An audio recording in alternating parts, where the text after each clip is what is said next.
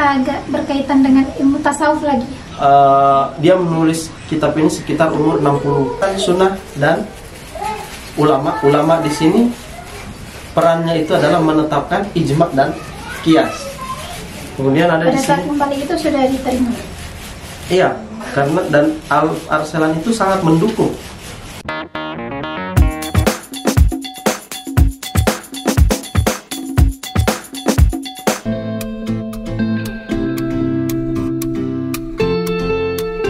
Assalamualaikum warahmatullahi wabarakatuh. Kembali lagi di Anggun Ihsan Channel bersama saya Anggun Safitri dan Bang Saiful Ihsan.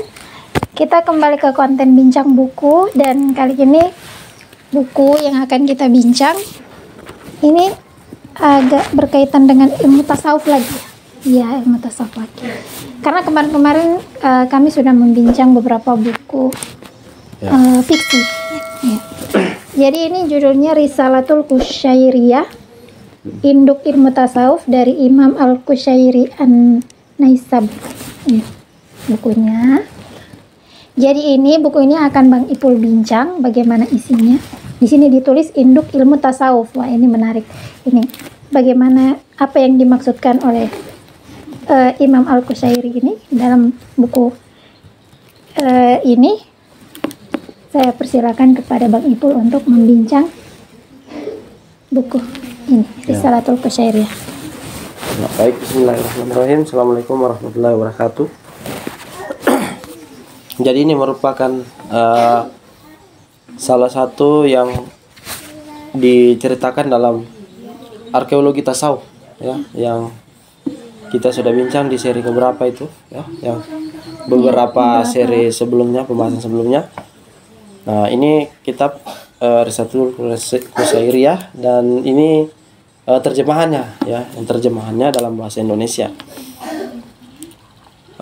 Terjemahan ini sendiri sebenarnya diambil dari naskah yang ke-9 dari manuskrip aslinya. Jadi buku ini sebenarnya sudah melalui pembaruan sekitar 9 kali ditulis ulang sejak teks yang pertama ditulis oleh Imam Qusyairi sendiri, ya, kemudian dicetak, dan itu sebanyak 9 kali pembaruan, dan untuk diterjemahkan ke dalam bahasa Indonesia adalah manuskrip yang ke-9, ya. Jadi ini ke-9. Iya. Yang pertamanya itu sudah melalui beberapa revisi, dan kemungkinan ada banyak hal yang disesuaikan dengan bahasa kita, ya, bahasa gaya kita memahami itu kan, manusia pada setiap zaman dalam memahami itu beda. Jadi seperti itu. Nah,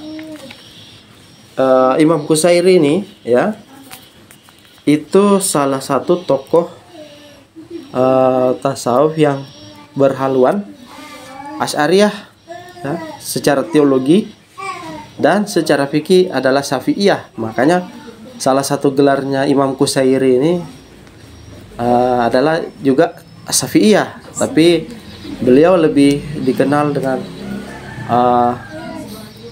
Al-Qusyairi, ya.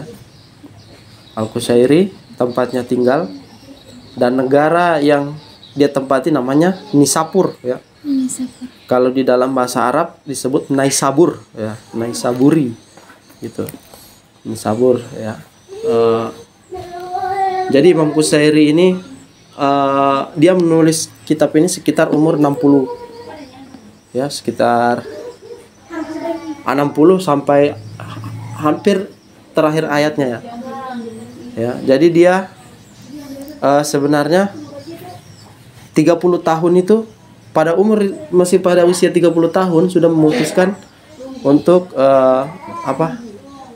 untuk menempuh jalan sebagai seorang sufi, ya, sebagai seorang sufi. Nah, dari umur remajanya sampai usia 30 itu sebenarnya usianya digunakan untuk pengabdian, ya, kepada masyarakat, dan ketika umur 30 tahun dia merasa bahwa dia merasa ada sesuatu yang ganjil, ya, tidak cukup, ya. Menurut dia harus menempuh perjalanan tasawuf ya. Itu dari umur 30 ya, 30 tahun sampai dia akhir hayatnya. Nah, buku ini sebenarnya dia susun itu 30 tahun ya, selama 30 tahun setelah mempelajari tasawuf. Baru ini kitab ini jadi. Ya. Dia belajar dulu. Berarti dari umur 30 selama 30 tahun ya, dia belajar tasawuf baru dia berhasil menulis kitab ini. Ya. Itu. Tapi sebelum menulis kitab ini dia pernah menulis kitab tafsir ya yang berhaluan tasawuf juga. Ini. Ya, tafsir Qusairi ya, tafsir Qusairi. Nah, itu kira-kira buku tafsir yang kitab tafsir yang ditulisnya. Ditulis sebelum buku yang ini. Ini bukunya. Jadi di situ dia sudah mulai mengemukakan pandangan-pandangannya, tapi dia dalam bentuk tafsir Al-Quran. Nah, buku ini, kitab ini, itu sebenarnya teori-teori tentang tasawuf yang sudah dia susun. Teori tasawuf yang dalam pembahasan arkeologi tasawuf yang kemarin itu disebut dengan ilmu, ya, tasawuf sebagai ilmu, bukan lagi sebagai praktek. Nah, apa perbedaan, ya, antara tasawuf yang berhaluan Asy'ariyah dengan tasawuf yang lain? Nah, sebelum itu latar belakang kemunculannya Imam Qusairi ini, ya, atau penulisan buku kitab ini sendiri, itu ada kondisi yang menciptakan itu. Yang pertama,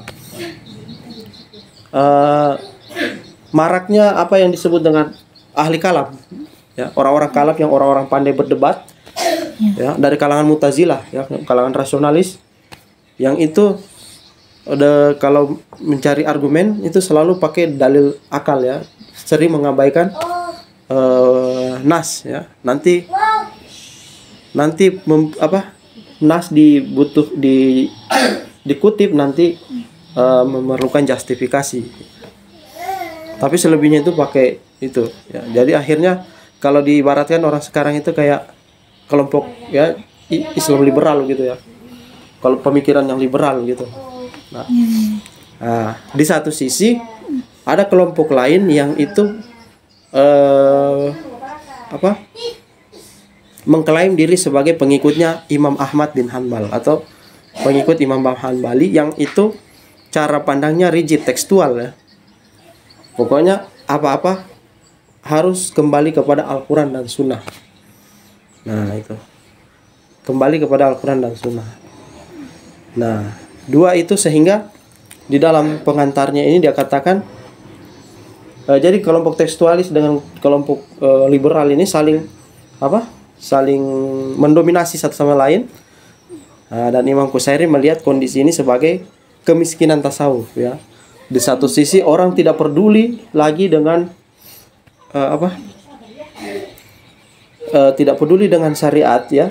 Mereka mengembangkan tasawuf, tapi justru cenderung liberal kayak gaya-gayanya Al-Halaj begitu. Ya. Yang kemarin gitu. Ya. Ya, di satu sisi tidak menghidupkan ilmu tasawuf karena disiplin Al-Quran dan hadis itu, ya, Al-Quran dan Sunnah tadi.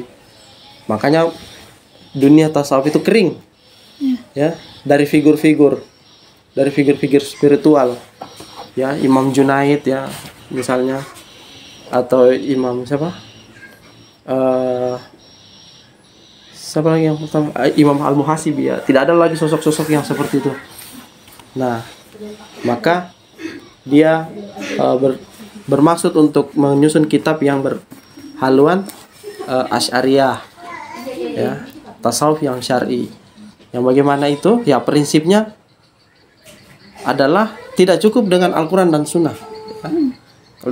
Kalau Hanbali kan, pengikut Hanbali waktu itu mengatakan kembali kepada Al-Quran dan Sunnah. Nah, persoalannya Al-Quran dan Sunnah ini harus ditafsirkan, ya. Dan yang menafsirkan itu adalah harus seorang ulama. Nah, karena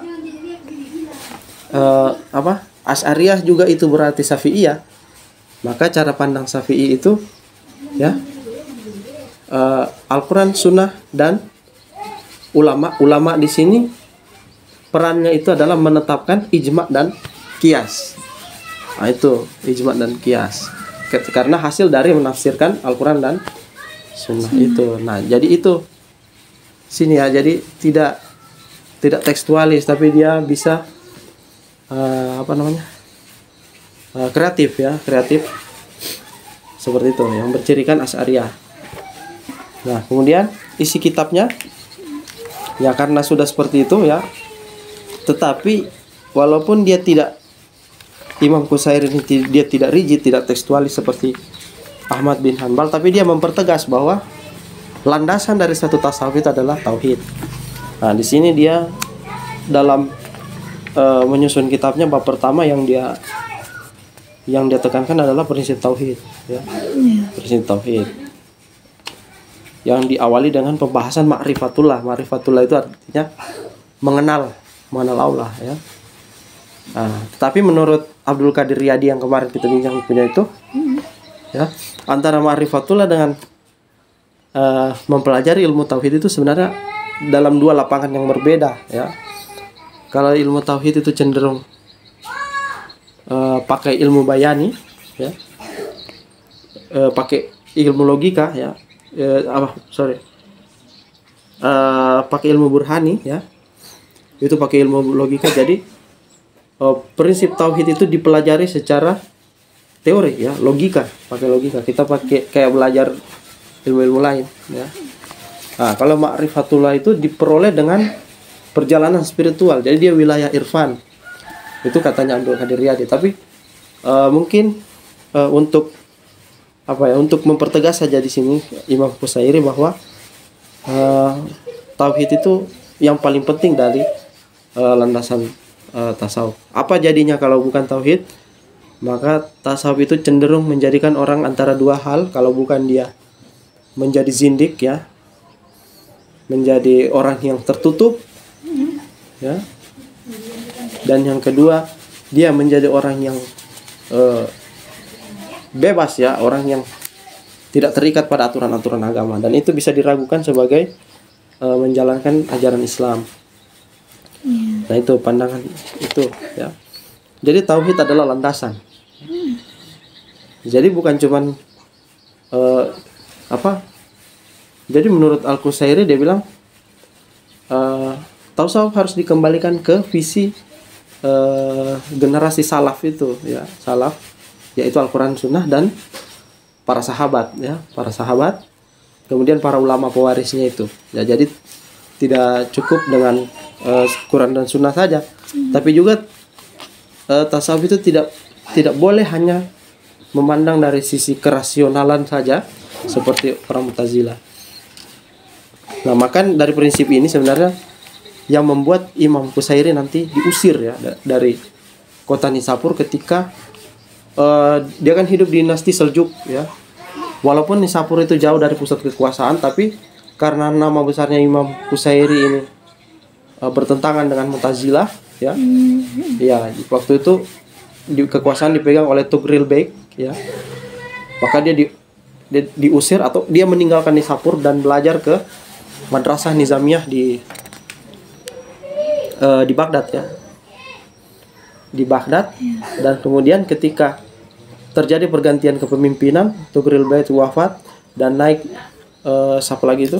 Alp Arslan ya. Itu maka dia pulang ulang ke dia meninggalkan madrasah itu Nizamiyah dan kembali ke Nisapur untuk melakukan pengajaran tasawuf. Nah, kemudian ada di sini. Pada saat kembali itu sudah diterima. Iya, karena dan Al Arslan itu sangat mendukung pengajaran-pengajaran atau dakwah Al-Qusairi, karena Al Arslan sendiri adalah pemimpin yang sangat mengagumi pribadi seorang Al-Qusairi. Nah, kemudian di sini kitabnya itu ada membahas terminologi tasawuf atau istilah-istilah yang ada dalam ilmu tasawuf ya, seperti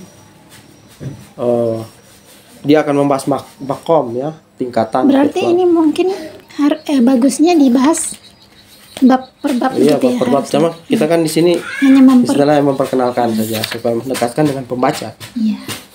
ada waktu, ya, Ya. ada makom, tingkatan, ada hal, keadaan, ya, keadaan itu istilah-istilah yang ada.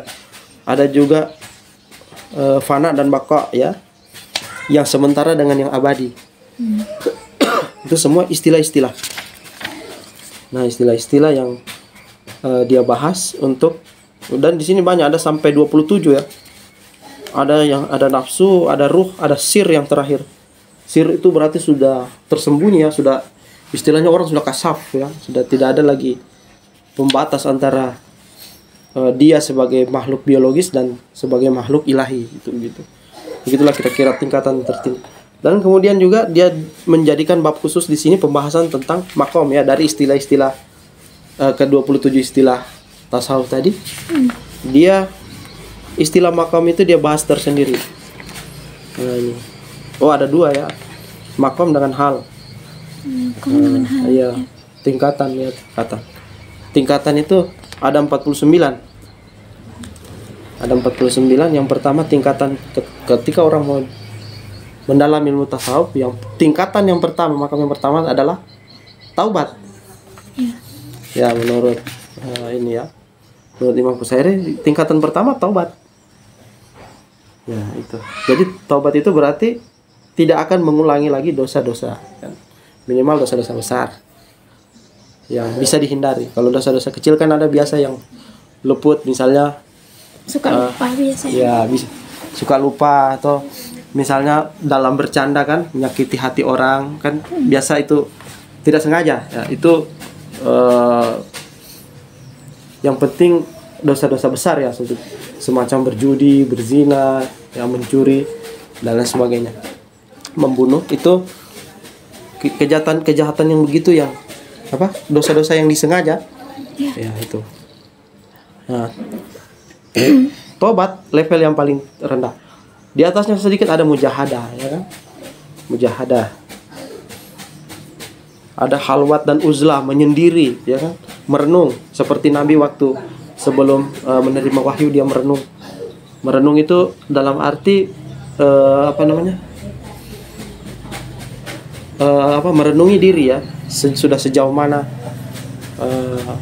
perilaku kita selama ini, apakah lebih banyak baiknya atau buruknya, dan terusnya. Ada takwa, ada wara, ada zuhud, diam, dan sebagainya, Jadi memang harus dilewati tahap sampai 49. Itu kalau pelupur.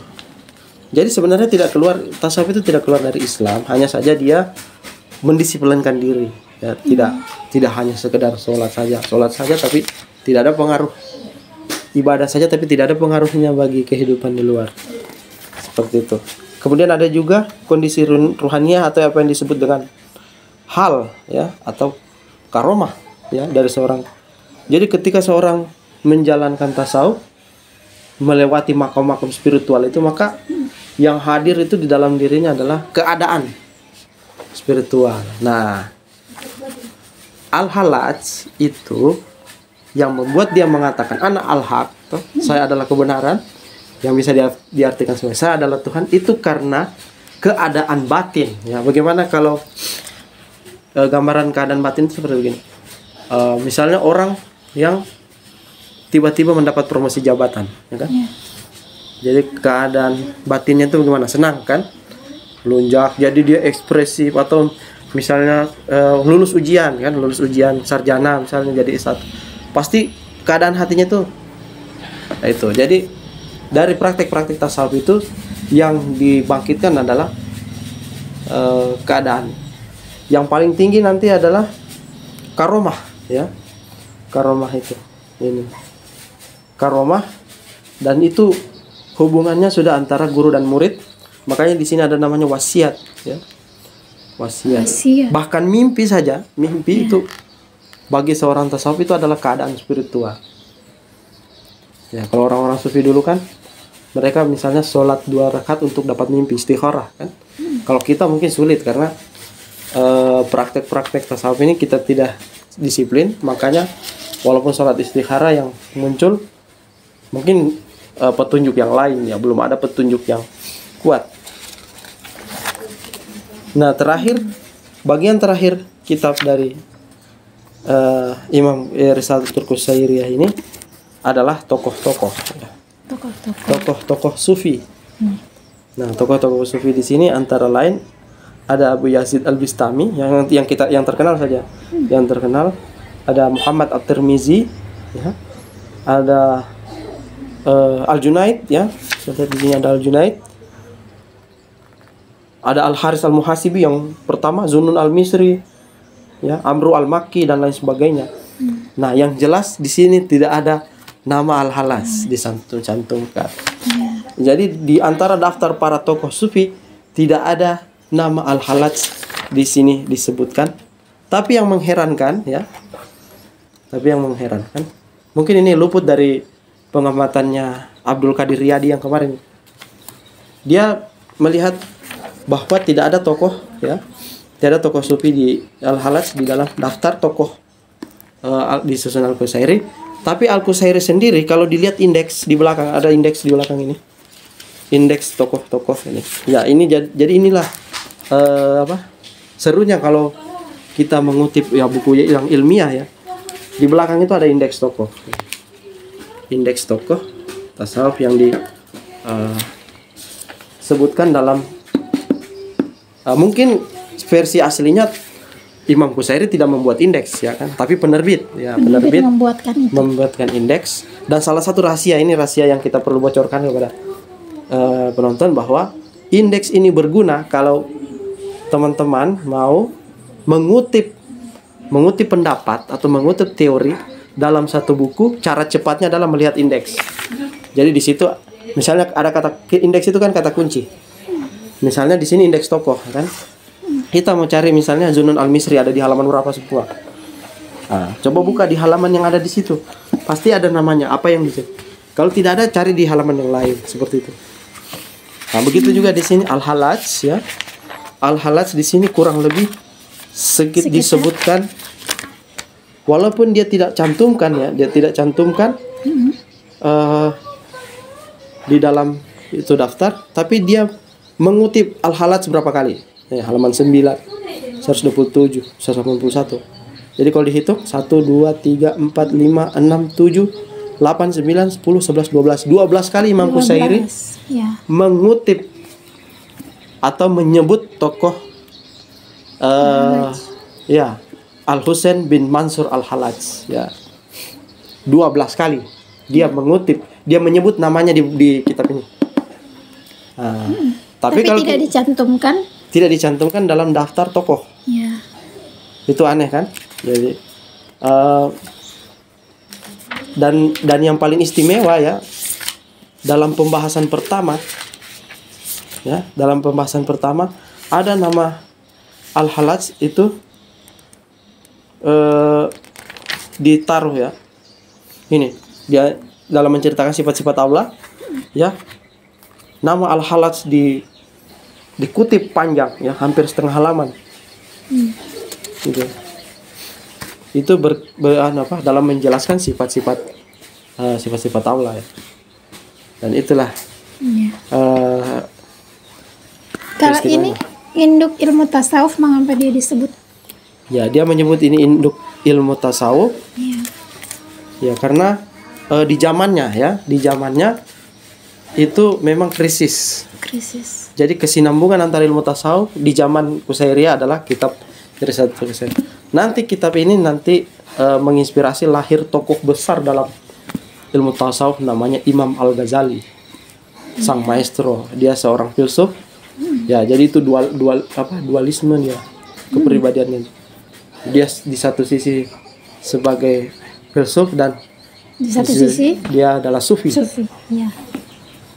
Jadi dan kemudian nanti Imam Al-Ghazali jadi tokoh yang sangat besar, ya, sampai sekarang pengaruhnya, dan kitabnya paling banyak sekali, ya, banyak sekali. Konon kitab-kitabnya itu banyak yang dihanyutkan, tetapi banyak juga yang orang yang dapat. Itu saya kira. Jadi sekelas Al-Ghazali saja lahir terinspirasi dari kitab ini, ya. Itu saja yang dapat kita bincang. Jadi kalau orang-orang mau misalnya suka belajar tasawuf, boleh mulai ya, bisa dari ini. baca-baca buku ini.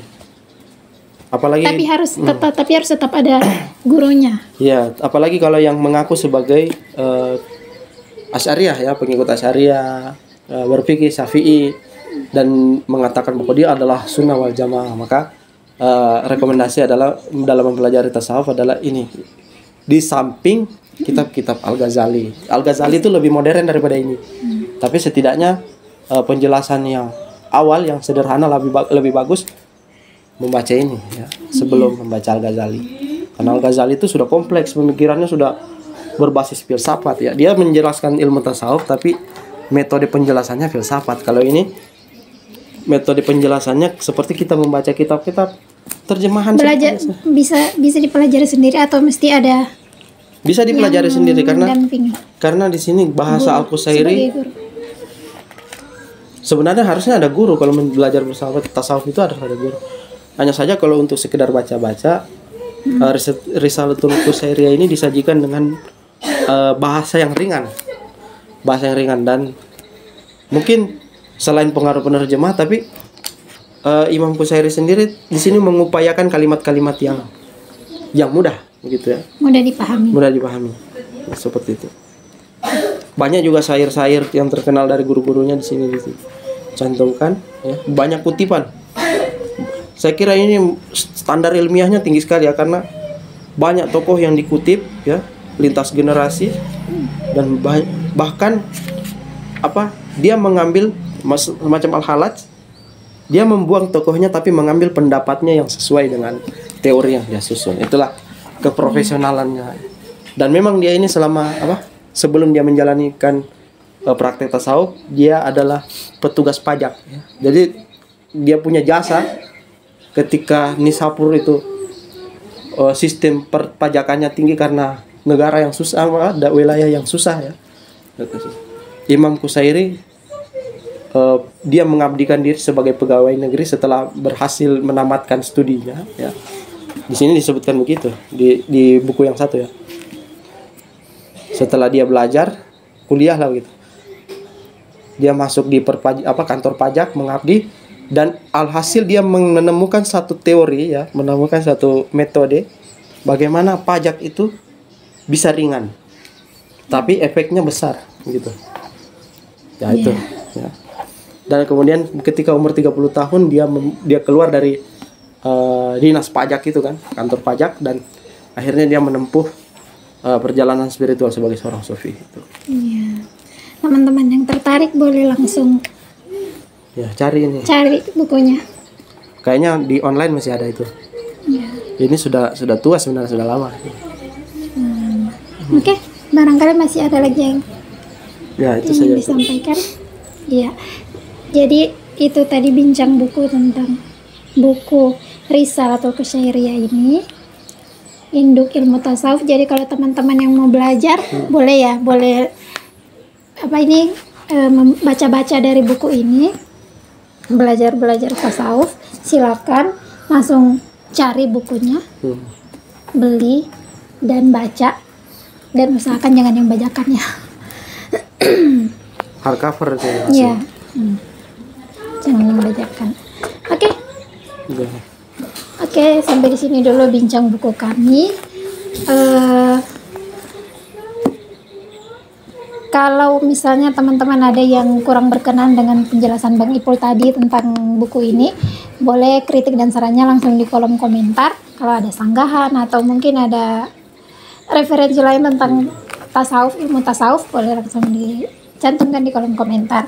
Dan kalau teman-teman yang ingin ada permintaan buku yang akan kami bincang di channel ini, silakan langsung cantumkan di kolom komentar judul bukunya dan penulisnya siapa. Nanti akan kami usahakan adakan dan akan kami bincang di video-video kami berikutnya. Akhirnya kami ucapkan terima kasih sudah menonton video kami. Selamat membaca, salam literasi. Assalamualaikum warahmatullahi wabarakatuh.